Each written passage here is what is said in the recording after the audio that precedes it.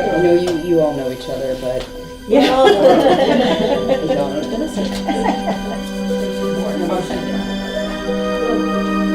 And she is truly brilliant. This woman is brilliant, and she's funny, and she's just, we've remained close. When you work with somebody on a series like that, and you work so hard together, you can't help but really start to form a close relationship with that person.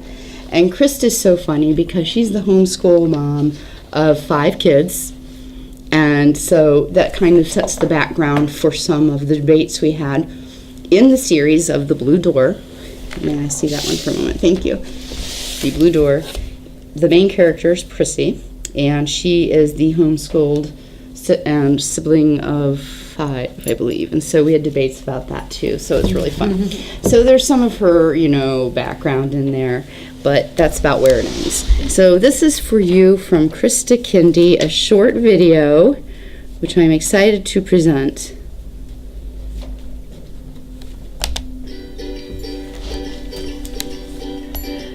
Hi, my name is Christa Kinde, and I am the author of the Threshold series. The Threshold series is about a 14-year-old girl named Prissy Pomeroy who never gave much thought to invisible things until the day she meets a boy she shouldn't have been able to see. So angels and demons clash over a small town in the middle of somewhere, and the adventure takes 4 books to tell. I was asked to answer some questions that people normally ask about me in my books. Question number 1 is, what inspired you to write about angels? And the truth is, I love fantasy. I love stories about fantastical beings, and they're very popular. They're books about dragons and unicorns and wizards and witches and gods and demigods, and they're all very popular. But the ultimate supernatural beings are angels. So as a Christian, I chose to write about angels and demons because, hey, they're real. Question number 2.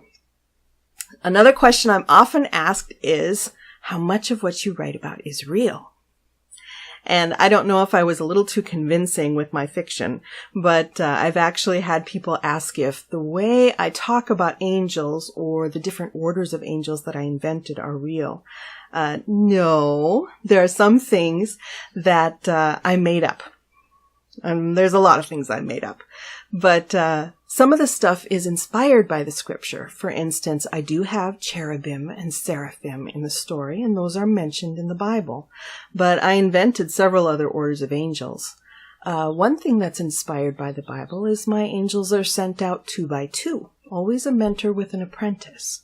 Well, that's inspired by Jesus, who sent out his disciples 2 by 2.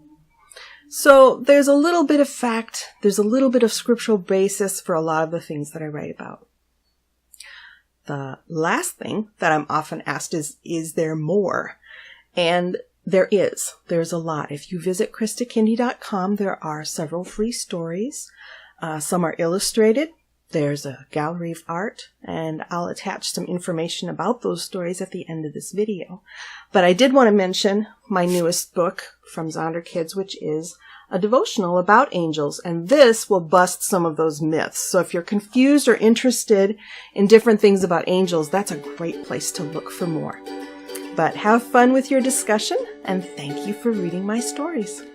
That's her, the Yavahim. She came up with that concept, which is carried through actually some of the free downloads that are available. That is one of the illustrations throughout. The little Yavahim there in her stories is the very smallest angels. So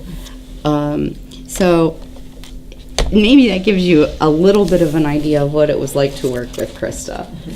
And she was so fun. So some of the stories I wanted to share at the beginning, it shows the way the publishing industry has changed. This is a great book. This series, I am so thankful that you have it here because it's one of those, this is a very literate series. This is not for reluctant readers. And it builds on itself. And even at book 4, and I'm editing this book, and I did not see it coming. And I just called her. I said, Christa, how did you come up with this? And how long did it take you? How? And one thing about Christa, she is a full conceptualizer.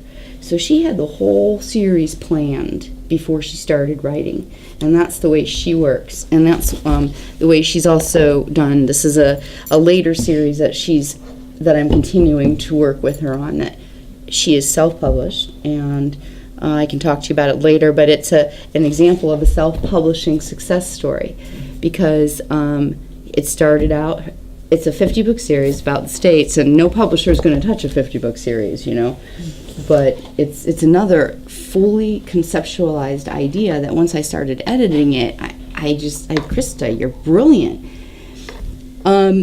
So we first started it, and everybody likes it, and I had to present it to the pub board 3 times, okay? Because this is she'd had other books before, but nothing under her name. She was a ghostwriter. She wrote lots of devotionals for Max Lucado, lots of stuff for Thomas Nelson. In fact, her husband used to be the publisher of Thomas Nelson 40 years ago, but then he left and became a pastor. And so she was very reluctant to use her real name, and because just the fear of the internet and putting yourself out there, and though you are with publishers, especially with brand new authors, and she does have a little bit of a name over here with the Women of Faith, and she's done this Max Lucado one. Okay, we got a name here. So they came down to it, and they said, if you don't use your real name, we're not going to publish the book.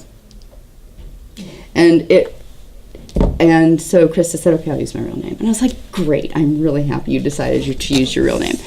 And, it is one of those things with writers that, discernment in the internet and the media, but as writers, it's a little different. You have to be willing to kind of put yourself out there, because that's how you succeed. And so, this is each book in the series, it's called the Threshold series, involves a threshold where they pass from this realm to the heavenly realms. In the first book, it's the Blue Door.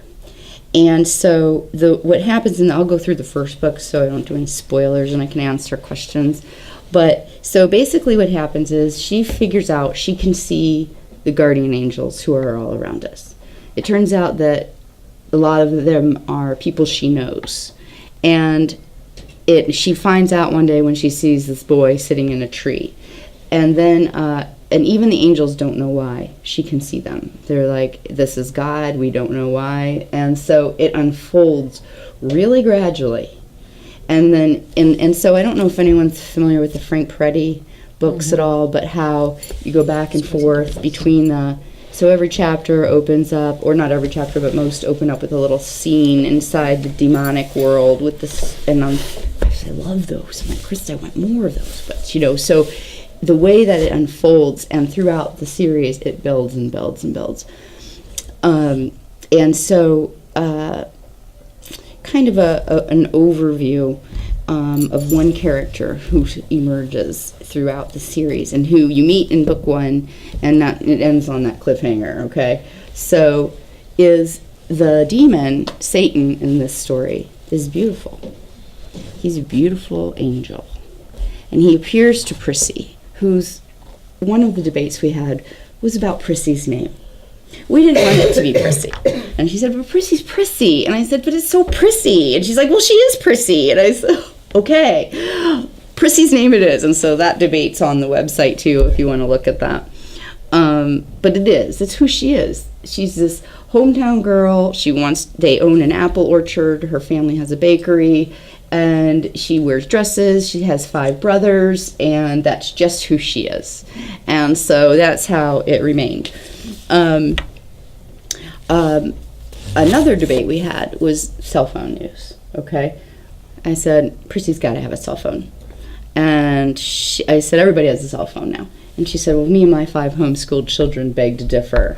I said, yes, I'm with you there, but she's got to have a cell phone. She's a teenager. It just doesn't work. So I think she has a flip phone. We compromised. It's not a big thing for Chrissy in the series. But to make it real, outside of what's happening. So she's also part of her friend group who ends up kind of leaving her behind. And she ends up meeting more people who are angels, and she still doesn't know, no one knows why she can see them.